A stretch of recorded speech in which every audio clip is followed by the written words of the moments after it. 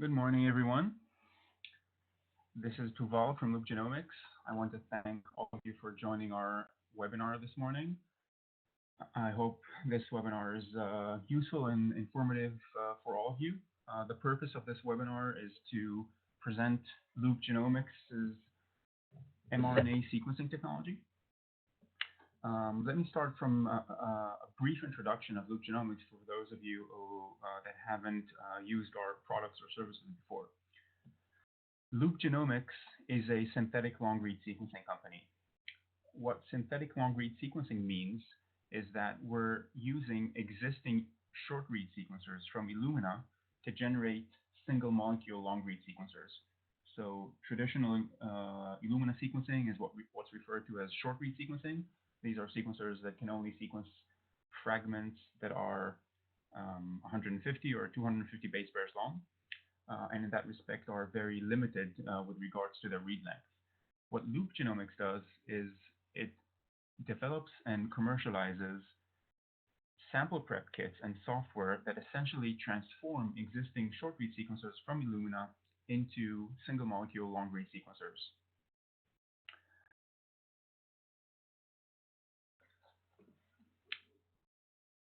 Loop has started launching products earlier this year. Our first line of products was focused on the microbiome space.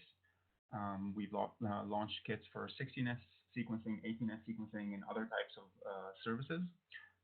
And the purpose of this discussion is to present the fundamental technology of sample prep and software analysis developed by Loop Genomics, and specifically show how we apply it to transcriptome sequencing.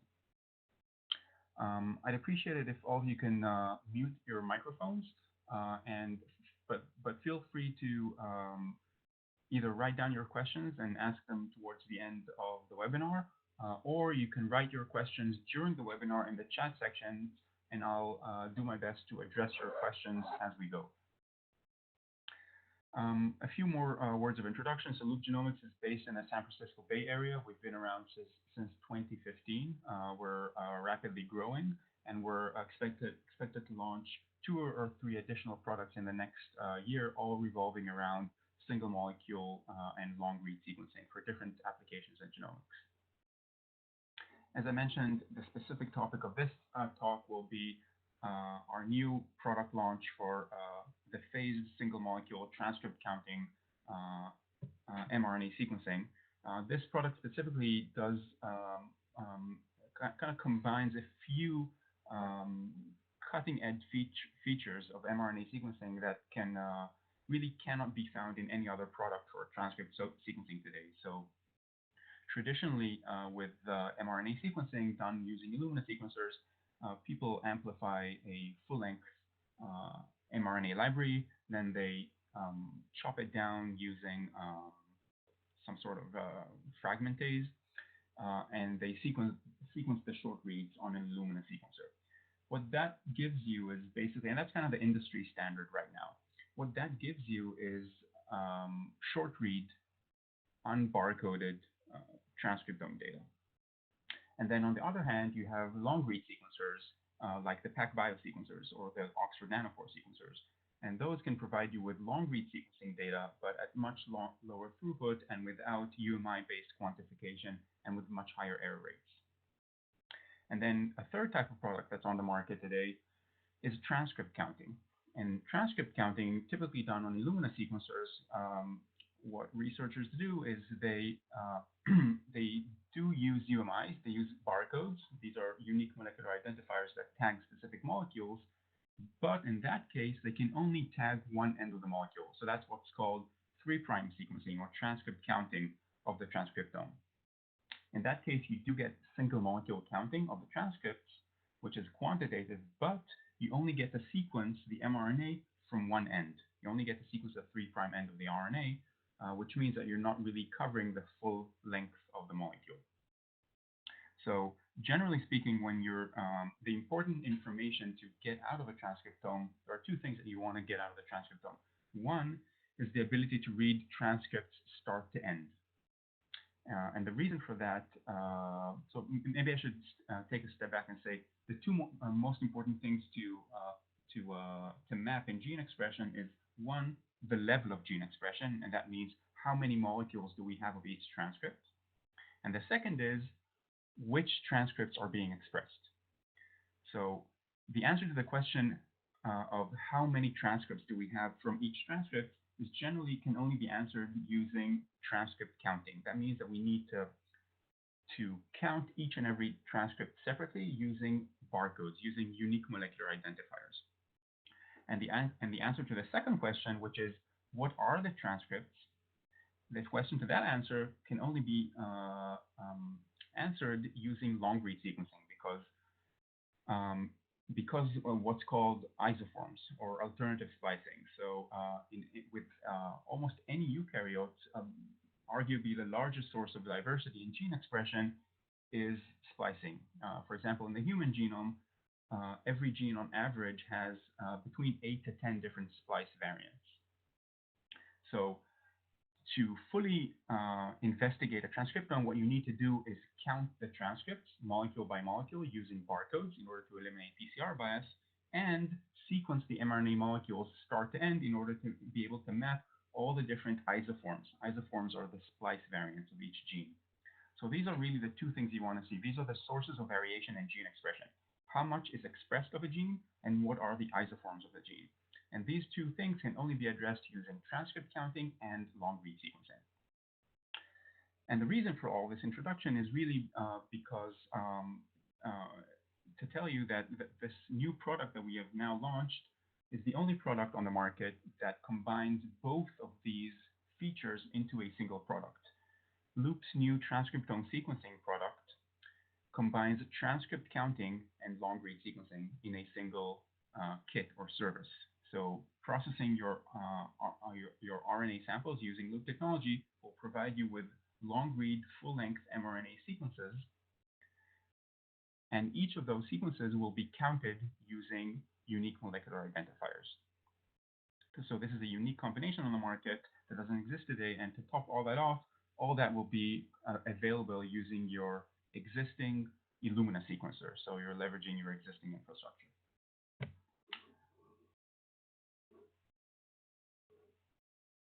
Okay.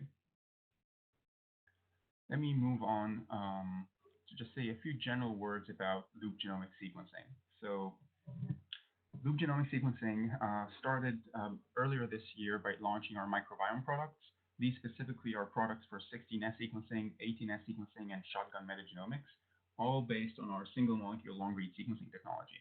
So these were launched earlier this year. We're getting great traction in the market. We're scaling the sales of this product. And in parallel, we're now launching two additional products. One is for transcriptome sequencing, which is the subject of the talk today, and also an amplicon sequencing kit. Let me just say a few words about the amplicon sequencing kit, which will be co-launched with the transcriptome kit. The amplicon kit is a kit for long-read sequencing of any PCR product. So in contrast to the microbiome product or the transcriptome product, which are very application specific, for example, in the microbiome product, the input into our kit or our service is extracted genomic DNA from microbiomes, and in transcriptome, the input into our kit are RNA molecules. In our amplicon kit, the input into our kit is simply any PCR product. So it really doesn't matter what your domain of research is, whether you're studying viruses or gene expression or microbiomes or any other domain of knowledge in biology. If you have a PCR product, a long PCR product that you want to sequence and you want to know the full-length sequence of that, we are now releasing a general purpose long-read sequencing kit that receives PCR product as input. So if you purchase this kit, you use your PCR product as input into the sample prep, and using your existing Illumina sequencer, you will get single molecule long-read sequencing for that PCR product. And I can say a few more words about this product moving forward. So just to summarize the slide, we started off by launching the microbiome product, and now we're launching two additional products, the transcriptome sequencing product and the general purpose amplicon sequencing product. And all of them are based on the same fundamental synthetic long-read sequencing methodology, which I will go over in the next few slides.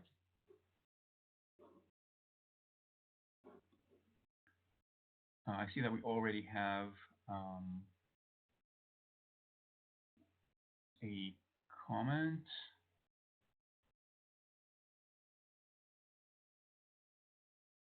Okay. Got it. So just focusing on our long read, on our transcriptome sequencing product. So as I mentioned, the two largest sources of variation in gene expression are how much of a gene is transcribed, and the second is which isoforms are being transcribed. Taken together, these account for the vast majority of variation in gene expression. So the transcript counting, or the UMI-based barcoding aspect of our technology, addresses the first question, which is how many molecules of a gene are being expressed, how many mRNA molecules of each gene are being expressed, and we address that by, and I'll show this later, by barcoding before we do any PCR amplification. So we attach UMIs, or unique molecular identifiers. These are molecule-specific barcodes encoded in DNA to each mRNA molecule when it's converted to cDNA before any PCR amplification is done, and that is what enables us to count each and every mRNA molecule that is expressed separately and provide a very quantitative measure of gene expression. And then the second source of diversity in gene expression, which is isoforms, shown here, and this is isoforms are basically reflect the fact that genes in eukaryotes are typically built from multiple exons, and for every gene, these exons can be combined combinatorially to produce many variants, or isoforms as they're called. Splice variants are called isoforms for any single gene, and many genes in the human genome have tens, even 50 or 60 different splice variants. So the second source of diversity of gene expression, the isoforms, which is arguably the largest source of diversity in gene expression in eukaryotes, is extremely challenging to look at using short-read sequencing. And the reason for that is that typically every short-read in Illumina sequencing, every short-read typically either spans 0 splice junctions or just 1 splice junction. Usually, Illumina reads are contained within a single exon, so you can't really tell what are the other exons that exist on that molecule. And in the best case scenario, that your short-read Illumina, your Illumina short-read will span 1 splice junction, but that gene will have many other splice junctions. So that makes characterizing or mapping what the isoforms are molecule by molecule very challenging using Illumina short-read sequencing, and it's essentially impossible to map isoforms using Illumina sequencing in a straightforward way. The only way that that could have been done up to today was using PacBio or Oxford Nanopore sequencing. What this kit introduces is the ability to do that using regular Illumina short-read sequencers. Okay, so to sum this up, splicing challenges with existing transcriptome profiling using Illumina sequencing and using PacBio sequencing is that splicing is very challenging to map using Illumina short reads. It's essentially impossible to accurately map using Illumina short reads. Error rates are very high, especially for Oxford Nanopore and PacBio sequencers, but even for Illumina sequencers, and I'll show you how we're improving on that. And then quantification is challenging because on actual long-read sequencers like PacBio or Oxford Nanopore, typically using UMIs is very challenging, and with Illumina sequencers, using UMIs only enables you to do transcript counting from one end of the molecule. So you're only really, for every transcript, you cannot sequence the entire mRNA molecule. You're only reading the 3' end of the molecule.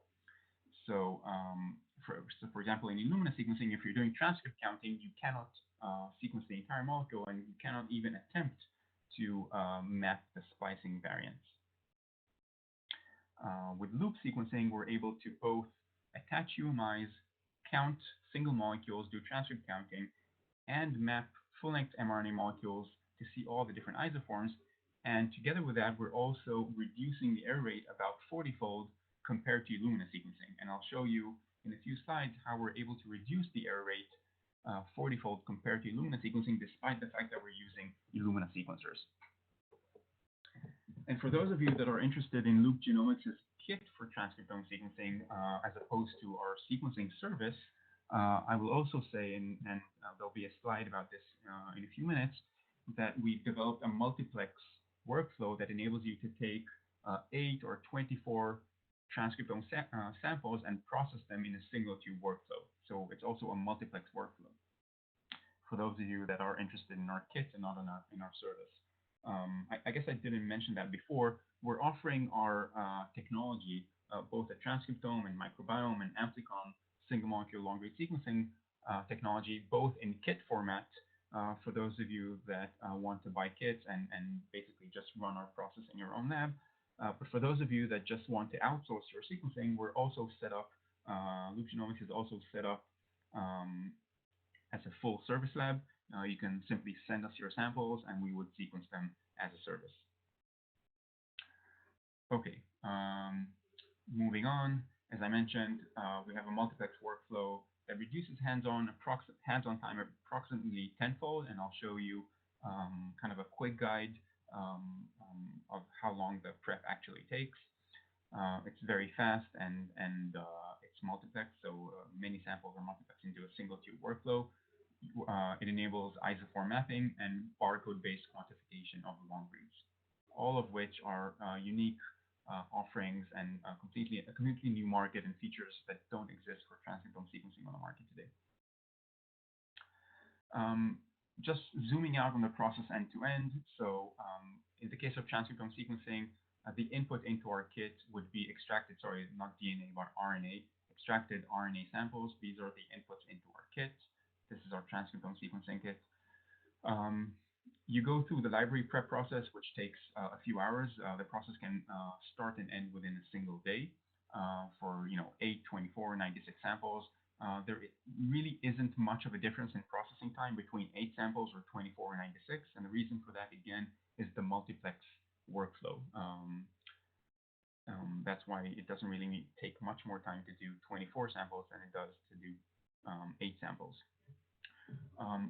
Our kit includes everything you need, taking you from extracted RNA all the way to a library that's ready to load on a sequencer. So it includes all the reagents needed to make a sequencing-ready library on a Illumina sequencer. So you don't need, so our kit completely replaces all the reagents in existing sample prep. You don't need Illumina indices, you don't need fragmenting enzymes or anything. Our kit includes everything that you need, taking you from extracted RNA to a library that's ready to load on a sequencer. Once the libraries are loaded on the sequencer and sequenced, you take the data off the sequencer and you upload it to Loop's cloud system. So every time that you get a kit or use our service, you get a free access to your account on our cloud-based system. The upload process is very simple. You simply drag and drop your R1 and R2 Illumina files onto your project name.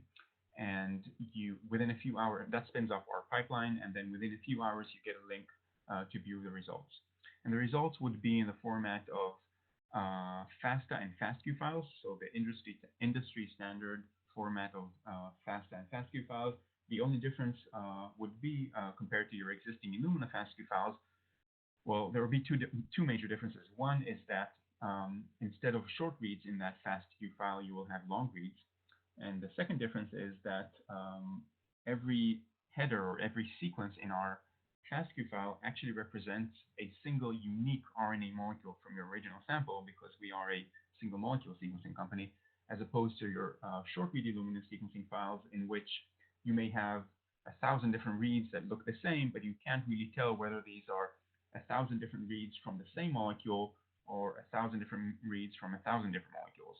In our FASTQ file, every sequence is a unique molecule, and that obviously stems from the UMIs that we're using in a sample prep. And I'll show you later on in the webinar a few more details regarding what the output actually consists of. because we don't only produce a FASTQ file for you to analyze, we also take one step further in data analysis, and we take those data in the FASTQ file and we run an actual RNA analysis on them. Each and every molecule, we run it through RefSeq, and we find the best hit on RefSeq, and we provide a stats file with all the information about what that molecule is, which splice isoform it is, and just different types of statistics for each and every sequence regarding how well it mapped to RefSeq. All of our kits and our services also include that downstream computational analysis. Okay, moving on. As I mentioned, all you really need is to replace your existing transcriptome sequencing sample prep with loop sample prep. There's nothing else required. Our kit replaces existing sample prep. You don't need it on top of existing sample prep. It takes as input RNA and outputs a sequencing ready library. So our sequencing kit plus your existing Illumina sequencer and our data analysis is all you need in order to transform your existing transcriptome sequencing into single molecule counting long read sequencing.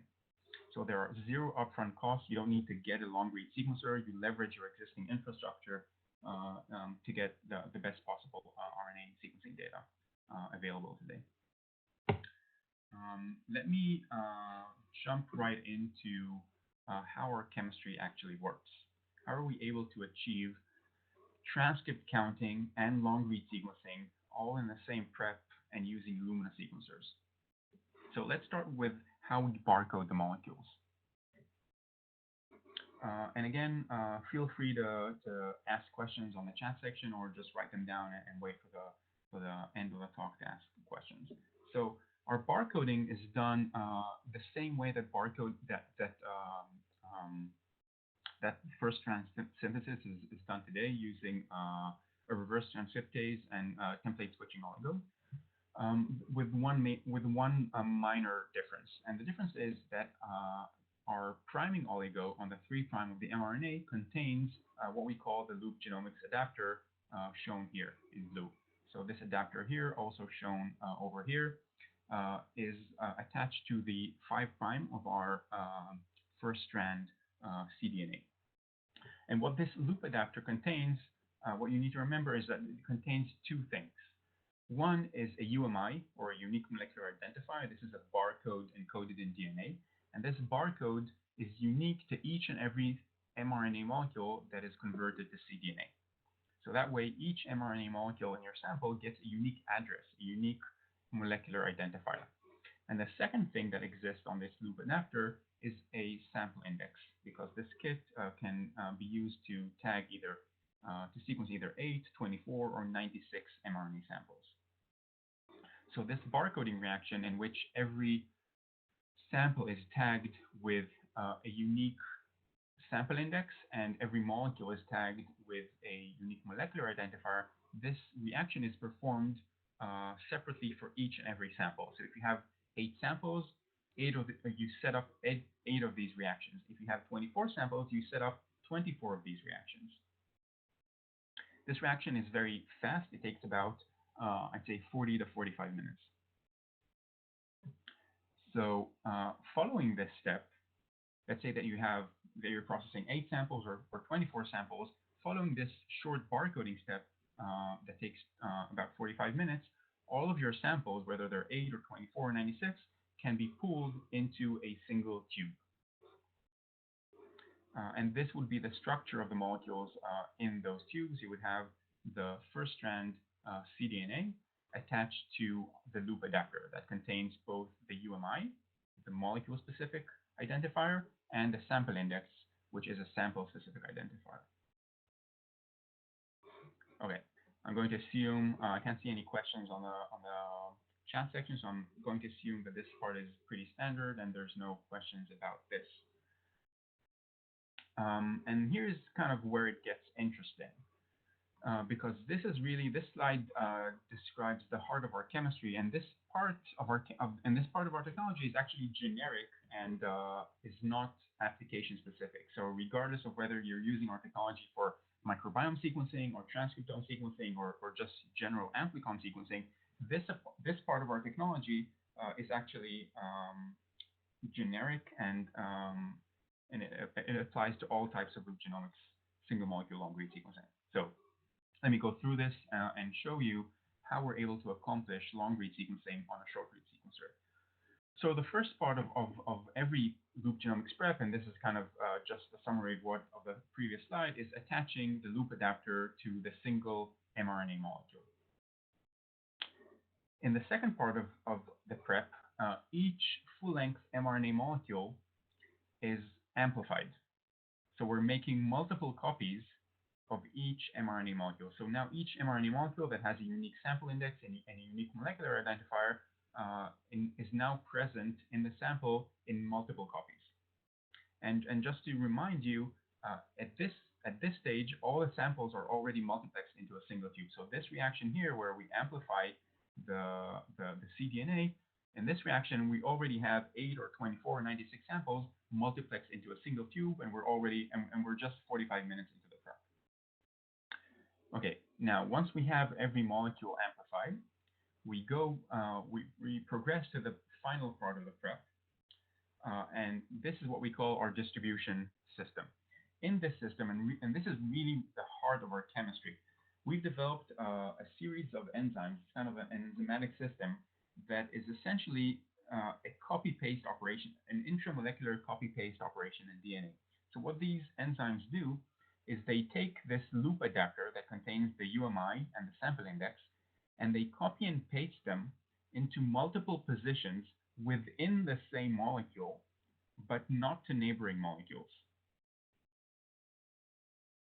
So again, this loop adapter in its entirety, both the sample index and the molecular identifier, are copied and pasted randomly into multiple positions within the same molecule, but not to neighboring molecules. So, and obviously this is done in parallel over millions of molecules in the same tube.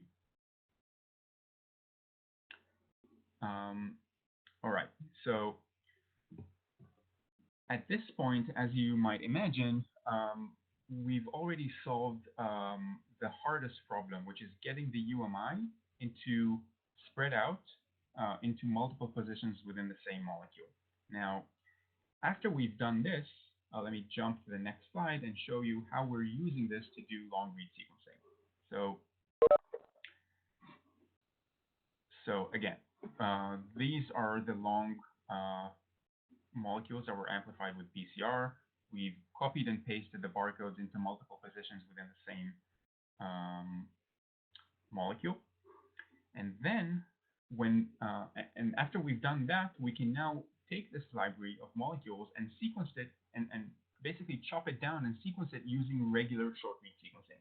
So after we do the intramolecular barcode distribution, we then go on and prepare the library for sequencing using the regular short read sequencing workflow, where molecules are just chopped down to 200 or 300 base pairs, the read length of Illumina sequencing.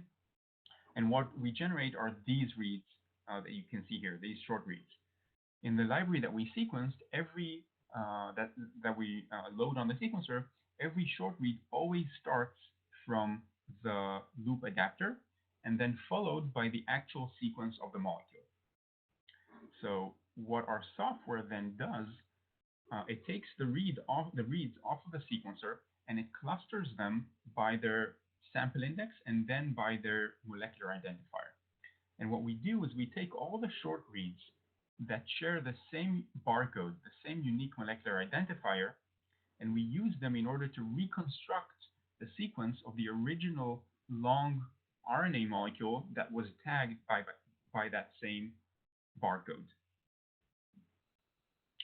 I'll repeat that. So we take all the short reads that share the same UMI, the same barcode, and we use their software in order to de novo reconstruct computationally the sequence of the original long RNA molecule that was tagged by that UMI. And that, in a nutshell, is how we're able to accomplish long read sequencing using a short read sequencer. And this ability stems from this enzymatic reaction from our ability to copy and paste the barcode intramolecularly into multiple positions. That means that every part of the long molecule will be tagged by the same UMI because it's intramolecular. And then when we make short reads out of those molecules, every short read that originated from the same molecule will have the same UMI, which means that if we group all the short reads that share the same UMI, we'll be able to reconstruct the sequence of the original long molecule that was tagged by that UMI. So I hope that part is clear. I can see that we have a question from Shaukat. What is the mechanism to get unique UMIs on each molecule?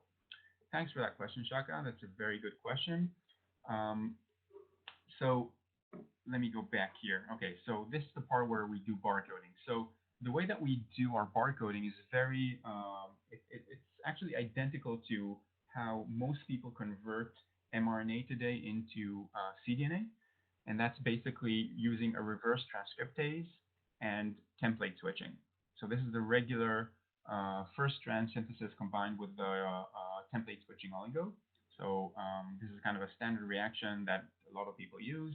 And you can, if you're not familiar with this reaction, there's a lot of information online about template switching. So this is a standard reaction. This is not something that is unique to our technology. What is unique is that in the oligo that we're using in order to prime on the mRNA, we are attaching a loop-specific adapter.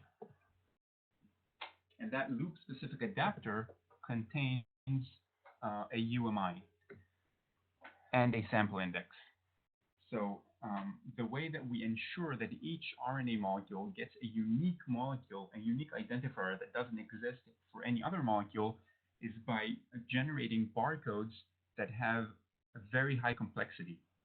And the way to do that is to basically generate random barcodes that are very, very long.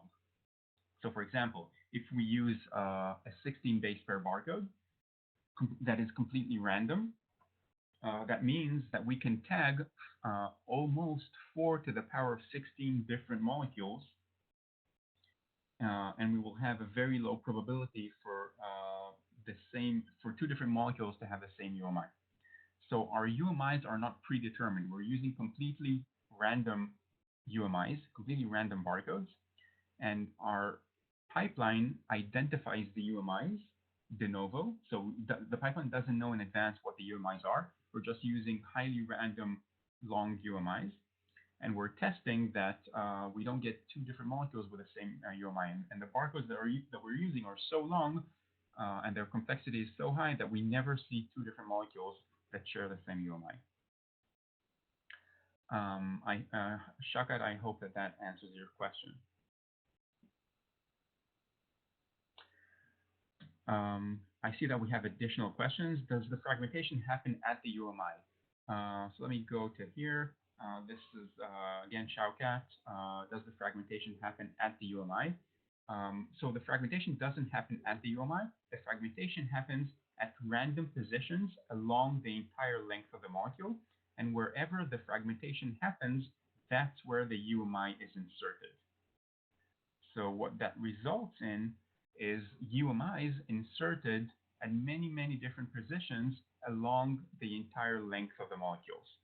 So when you look at the short reads that result from this library, every UMI insertion point results in a short read that starts reading from that insertion point, right? So if this UMI, for example, is intramolecularly distributed to here, then the read resulting from this operation will start by reading the UMI, and the next thing immediately after the UMI in that read will be this region of the sequence.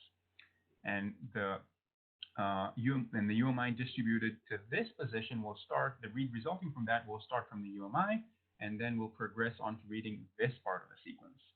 So every UMI insertion point and every UMI random insertion point contributes a different part of the sequence. And collectively, when we look at all the reads that share the same UMI, we can use their sequence in order to accurately reconstruct the entire length of the molecule. Shaukat, I hope that answers this question. I see that we have some additional questions. Let me try to address those. Um, from Dave, are there any positional or sequence biases for how the barcode is copied throughout the molecule? Dave, thanks for that question. It's a very good question. And the answer is no. There are no positional biases. The UMIs are fragmented completely randomly, and we cannot see any positional biases in the distribution of the barcodes. Okay. Um, okay, so I see that there's another question from you. How long can the amplicon be? That's a very good question. So what we're seeing is that for the vast majority of mRNA molecules, we are seeing full-length transcripts. So when we look at the length distribution of mRNA libraries, they're, the vast majority of molecules are, I'd say, within the 500 to 5,000 base pair range. And what we're seeing is that we can easily phase or long read sequence all of those molecules. So we're not seeing any problem to achieve full-length molecule sequencing for molecules in the transcriptome. In our amplicon sequencing kit, we're seeing phasing up to about 10 or 11 kb. So as a general kind of rule of thumb, I'd say that whatever you can PCR amplify, we can sequence.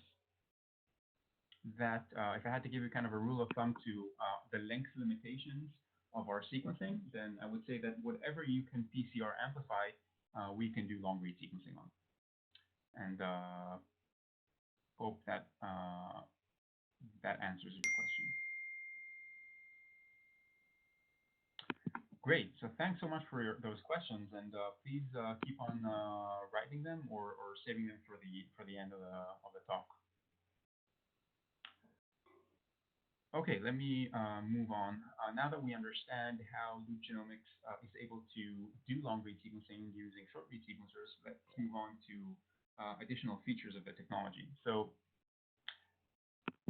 as you are all, I'm sure you're all aware, PCR introduces all sorts of biases into sequencing, and transcriptome sequencing, whether it's full-length sequencing or short-read sequencing, it doesn't really matter. It's all PCR based. So there's always, in the conversion of the library, there's always a PCR amplification step, and that results in terrible biases in the ability to quantify gene expression.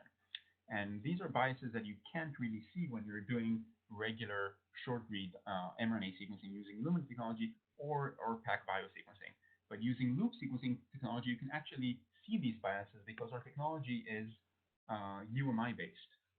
So we can actually see the biases because each RNA molecule is tagged with a barcode pre-amplification. And then when we look at the final library, we can see how many times we see each UMI in the data, how many short reads we see from each UMI in the final data. And we know that all the UMIs started off as a single molecule, right? Every single RNA molecule was tagged by a single UMI, so their initial concentration in the sample was equal. Each RNA molecule was just one molecule. But then when you look at the UMIs at the end of the experiment in the sequencing data, you see that there are huge differences in the number of reads that each UMI has. And that is a very good measure of PCR bias. And it's actually not a measure of PCR bias, that is the PCR bias. And what we're seeing here in this graph is us plotting that PCR bias for a transcriptome. And so let me tell you what this plot is. So on the x-axis are single RNA molecules, or UMIs. Okay, so each column in this plot, you have 15,000 columns, and each one represents a single RNA molecule or a single UMI, or barcode as we call them. at the beginning of the experiment. Now we know that the concentration of all these molecules was identical at the beginning. Each one was a single molecule. And what we're plotting on the y-axis is how many short reads we could detect for each one of those UMIs in the final library. And what you can see is, and this is what we call the PCR bias plot. What you can see is that there are significant differences in PCR amplification between different transcripts. For example, this transcript over here, let's call it transcript number 2000, had 100 reads. We found 100 reads that had this barcode in the final data. These are 100 reads that originate from this RNA molecule.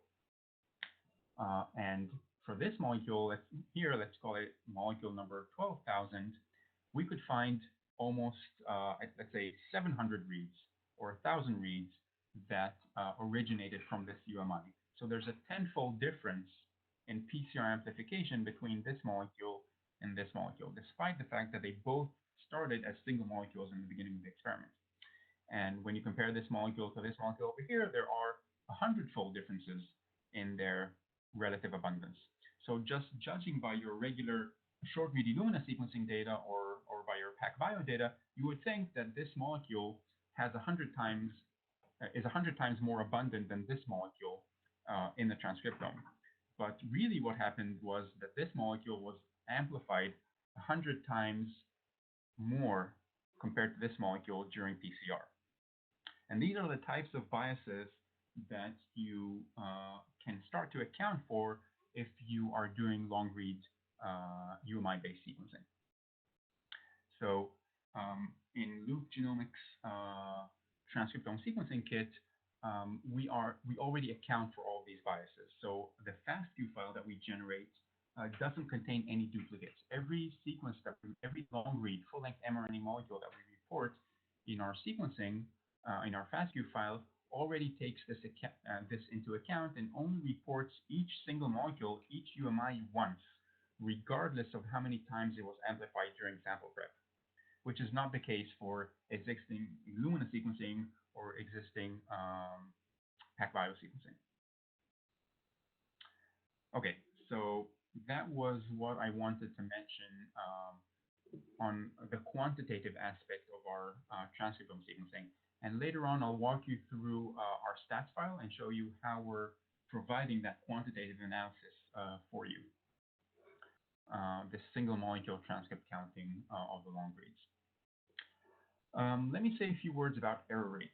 So error rates are very important in transcriptome sequencing for various reasons. There are RNA editing, false positive RNA editing, or just false positive mutations that you might see in your data if the error rate isn't very low. And what we want to show you here is how we're able to reduce the error rates in LoopSeq's mRNA sequencing approximately 40-fold compared to regular Illumina sequencing. Regular Illumina sequencing, which is already has a better error rate than long-read sequencing technologies like PacBio or Oxford, the error rate is about 1,600 errors per million base pairs. That's the kind of widely accepted number that you would find in the literature. 1,600 errors per million base pairs. With LoopSeq sequencing, the error rate is reduced 40-fold to approximately 40 errors for every million base pairs. Now, how are we able to reduce the error rate in our mRNA sequencing despite the fact, compared to Illumina, despite the fact that we're using an Illumina sequencer? And the reason, the way that we're able to do that is through the following. Let me show you. So, as I mentioned, each of our mRNA long reads is constructed from essentially a cloud of short reads that share the same UMI, that tagged that original RNA molecule. So typically, when we reconstruct the full-length mRNA molecule, for each position in the long read, we have multiple short reads that cover that mRNA molecule.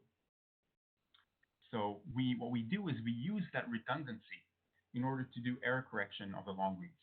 So if there happens to be, so the vast majority of errors in sequencing are a result of errors that were introduced by polymerases during sample prep. And these errors are largely random.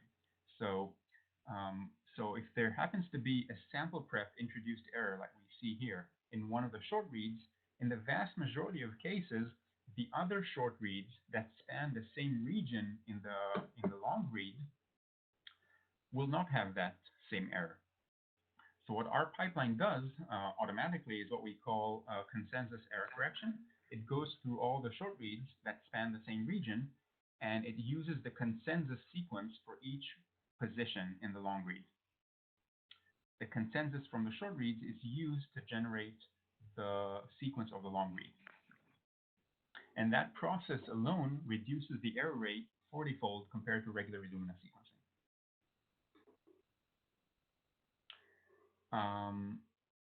Okay, and this process is unique since this is the only technology that really generates these long reads using a consensus of short reads on a single molecule by molecule basis.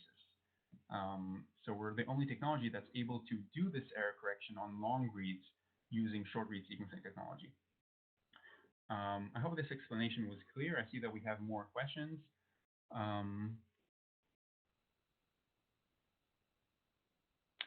How often does the assembly or reconstruction process fail to generate a final single molecule because of repeats, etc.? So we actually don't see that happen very often. So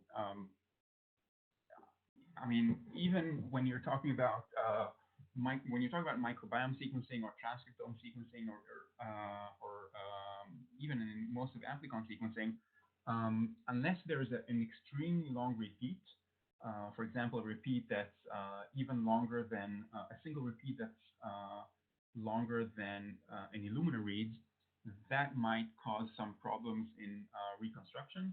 But as long as the short read contains some region that isn't the repeat, then we'll be able to use that in order to do reconstruction. So to answer your question, the only short reads that we won't be able to use for reconstruction are short reads that are completely, from start to end, are completely just the repeat region. Those are the only short reads that we won't be able to use in reconstruction, and those will be excluded from our de novo assembly.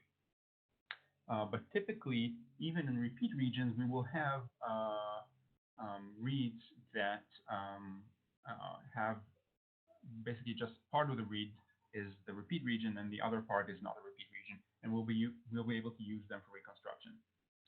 I mentioned our de novo assembly, so we're using to reconstruct the molecules. We do not assume anything about the sequence, and this is true for our transcriptome sequencing, but also for our microbiome sequencing and our amplicon sequencing. We don't need to know anything about your sequence. We don't assume anything about your sequence. You don't need to tell us what the sequence is. We're doing de novo assembly. So we're simply taking all the short reads that have the same UMI and using a de novo assembly algorithm to reconstruct the long read from the short reads. And in the vast majority of cases, we are not seeing any problems in assembly or reconstruction failures. I hope that answers your question. Okay, so in the next part of my talk, I'd like to just go through some of our data and just show you just a few kind of QC analysis and validation data of our long read. So to do this analysis, what we did, we took one of our mRNA samples that we sequenced. This is a human mRNA sample. And we used a published pipeline that was, it's called SCANTI. It's an extensive characterization of long-read transcript sequences for QC of full-length transcriptome sequencing. It was originally built for to QC PacBio data, and it was adapted by us to QC Loop Genomics full-length transcriptome sequencing data. I have the information here if anyone wants to go back and read the paper. And run their own analysis, you're more than welcome to. And okay, so let me just run through the characterization of this data using scanty. So, right. So just looking at our long reads, you can see characterization of annotated genes versus novel genes. So as you would expect, we're seeing for human samples, we're seeing most of the genes, most of the annotated genes are multi-exon genes. So you can see that about I don't know 60 or 70% of the genes that were first of all, the vast majority of genes that we identified were annotated genes. And as of those annotated genes, the majority of them were genes that had more than one isoform, which is in agreement with the published literature. The most of the genes in the human genome have multiple isoforms. Some of them even have 3, 4, and even more than 6 different isoforms. So this attests to the ability of our long read sequencing to map multiple isoforms per gene. This shows that we're covering multiple full-length molecules that contain multiple isoforms per gene.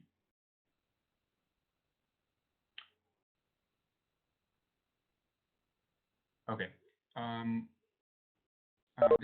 This is the number of genes that were mapped in this experiment, and this is the number of isoforms. So you can see that we're mapping about on average, about 6 to 7 isoforms per gene for this sample.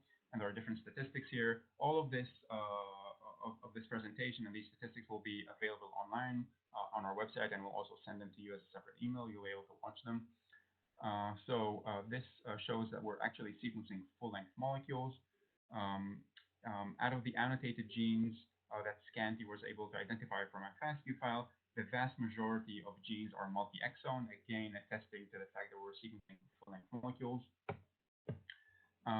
This is distribution of the number of isoforms per gene, again showing that most genes have alternative splicing that would be otherwise overlooked using short-read sequencing data. Yeah, this is just across different structural categorization. What are the splice junctions versus, canonical, non-canonical, novel, non-canonical. So let me just skip through this really fast because I think that we're almost out of time. This is a isoform false positive rate, just to show that the fraction of chimeric data due to due to reverse transcriptase template switching is very low. So you can see that less than 0.2% of the known canonical mRNA transcripts are identified as false positive isoforms due to chimeras.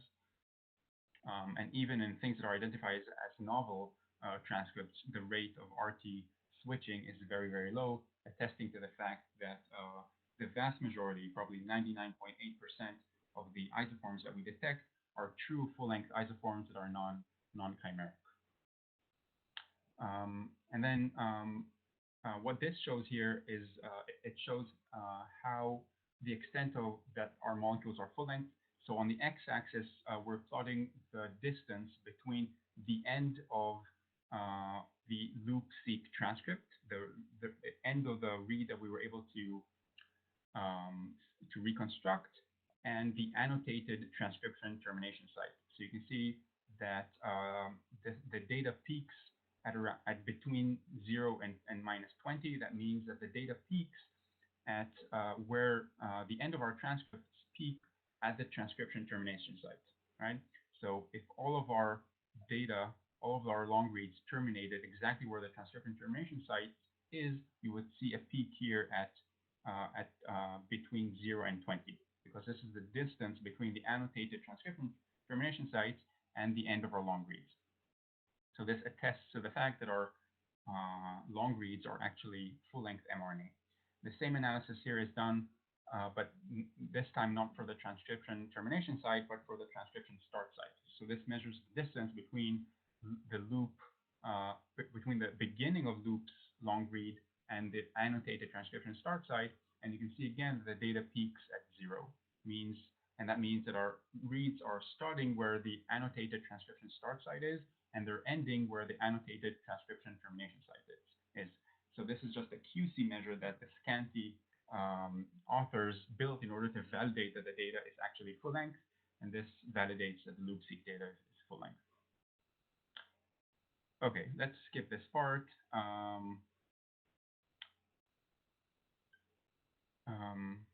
Yeah, I think we can skip this part as well. You can since we're getting towards the end of our talk, and you can read this. You can review this part offline. One of the things that I wanted to remind you all is that our prep is a multiplex prep where I'd say RNA transcripts are used as input into specific wells, and 45 minutes after you start an experiment, you're done with barcoding, and after you're done with barcoding, all of your RNA barcoding reaction can be pulled into a single tube workflow. That single tube workflow will then go through sample prep, which takes a few hours and only 1.5 hours hands-on time. And after that 1.5 hour hands-on time, you have a library that's ready to load on an Illumina sequencer. This is a breakdown of the actual sample prep in our transcriptome workflow. So starting with a barcoding reaction that takes 45 minutes, which is done in a sample by sample manner. Following those 45 minutes, all the samples are pulled into a single tube, and then you go through our process. This is not the hands-on time, this is the actual cycling time. The hands-on time for this entire process is between 1.5 hours and 2 hours. And by the end of this process, which if you start in the morning, you'll be done by the afternoon, you have a sequencing ready library. And again, just to go through the entire process, extracted RNA goes into our kits. You go through our process that I just described. It has everything you need, taking you from the RNA all the way to a library that's ready to load on the sequencer. No other reagents are needed. You take the data off the sequencer, upload it to Loop's cloud, and within a few hours, you get a link to download your results. Let me just go through one more thing before we finish.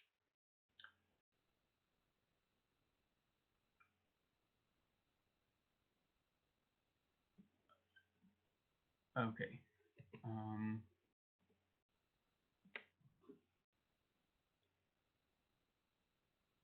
Okay, so the last thing that I wanted to show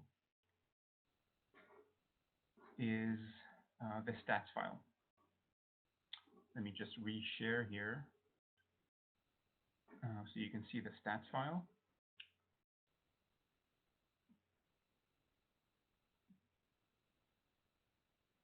Okay, so I hope that you can all see the stats file. This is just a regular Excel file. So the output from our kit, from our analysis, from our computational pipeline, which is provided free of charge for anyone that uses our technology, either as a kit or as a service. As I mentioned, 2 outputs per sample. One is the FASTQ file, and there's really no point in going through the FASTQ file. It's just a regular FASTQ or FASTA format, but it has single molecule long reads instead of short reads. And the second file that you get for each sample is this stats file. And what this stats file shows is our analysis of the long reads. So each row in this stats file represents a single barcode or a single UMI or a single RNA molecule from your original sample. So what you have in this column here, in column B, are just molecule IDs. These are random molecule IDs that also appear in the header of the FASTQ file. What you see here in column C is how many reads were used in order to reconstruct that specific UMI, that specific RNA molecule. And what you see here in column D is the read length that we were able to reconstruct. So for example, molecule number 21,108, we found 250 reads that had the UMI, the same UMI corresponding to this molecule ID. and 2,330 is the length of the UMI that we were able to reconstruct.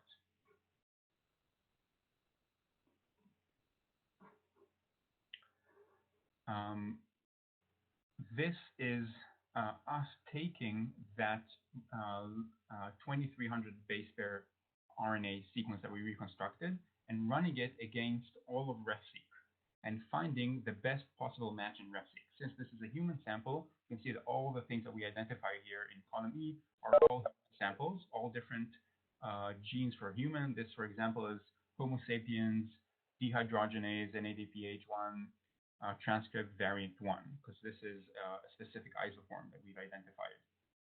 You can see that the reference length here is 2,400 base pairs. We reconstructed 2,330 base pairs, and you can see the reference start position and reference end position for our long read on the reference that it mapped to. You can see that percent reference covered is what fraction of the reference is covered by our long read. That means that 97, it says 0.97 here, that means that 97% of the reference of the full-length mRNA molecule was covered by our long read. And what this shows here is what the percent homology between our reconstructed long read and the molecule in the reference database. And you can see that it's 100%. So that means that there's 100% homology between the 2,300 base pair RNA molecule that we reconstructed and the actual reference in the database. And here you can see all the other molecules. For example, molecule number 1,141, we used 182 reads to reconstruct it. We were able to reconstruct an mRNA molecule that's 2,262 base pairs long. In this case, it's a RAS-like proto-oncogene, variant 1. Again, this is, you're identifying the specific isoform. You can see that we're constructing full-length molecule. 95% of the transcript is identified with 99% homology to the reference.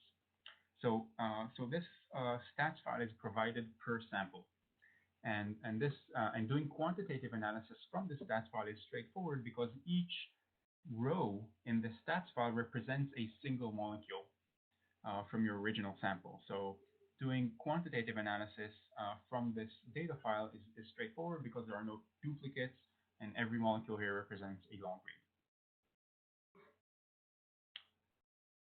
Okay. Okay, so let me go back to the presentation.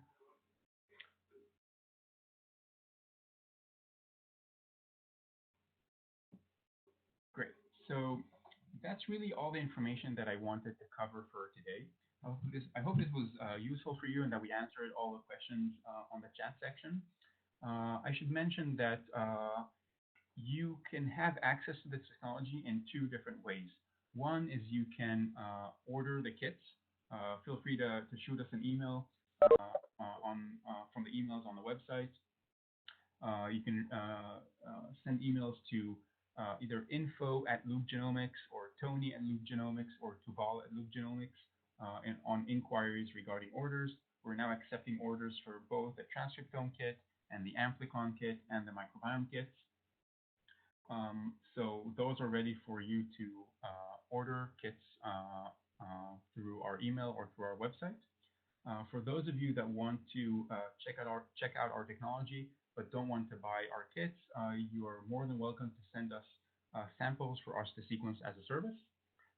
In that case, you would send us extracted RNA or extracted DNA or your amplicons, just depending on the application, and we would sequence for them for you as a service and provide you the data back. Okay, so I want to thank you all again for joining. I hope this was informative, and we'll follow up with you by sending a recording of this video to you over email, and this will also be uploaded to our website on the Learn section. And that's about it. Thanks again for joining, and I hope to hear from you very soon. Have a great rest of your day. Thank you.